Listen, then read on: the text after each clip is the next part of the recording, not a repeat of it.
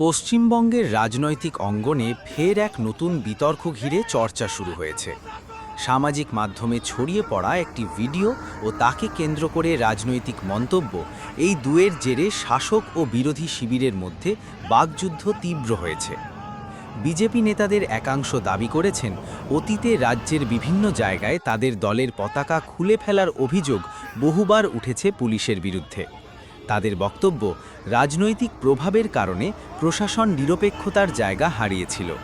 সেই প্রসঙ্গ টেনেই তারা বর্তমান ঘটনার সঙ্গে তুলনা করে বলছেন, সময়ের পরিবর্তনে রাজ্যের রাজনৈতিক পরিস্থিতিও বদলাচ্ছে। অন্যদিকে সম্প্রতি ভাইরাল হওয়া এক ভিডিওতে দেখা যায়, একটি পথকুকুর একটি রাজনৈতিক দলের পতাকা টানাটানি করছে।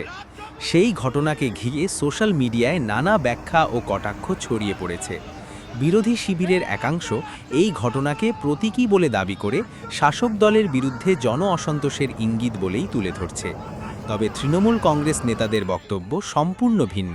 তাদের দাবি, একটি স্বাভাবিক ঘটনাকে ইচ্ছাকৃতভাবে রাজনৈতিক রং দেওয়া হচ্ছে এবং নির্বাচনকে সামনে রেখে বিভ্রান্তি তৈরির চেষ্টা চলছে।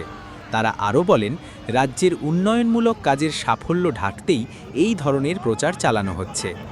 রাজনৈতিক বিশ্লেষকদের মতে, নির্বাচন যত এগিয়ে আসবে ততই প্রতীক, বক্তব্য এবং ছোট ঘটনাকে কেন্দ্র করে বড় রাজনৈতিক বার্তা তৈরির চেষ্টা বাড়বে। সোশ্যাল মিডিয়া এখন রাজনৈতিক প্রচারের অন্যতম প্রধান ক্ষেত্র হয়ে উঠেছে। ফলে বাস্তব ঘটনা ও তার ব্যাখ্যার মধ্যে পার্থক্য করা সাধারণ মানুষের জন্য ক্রমশ কঠিন হয়ে পড়ছে। আগামী নির্বাচনে জনগণ কী রায় দেবে তা সময়ই বলবে।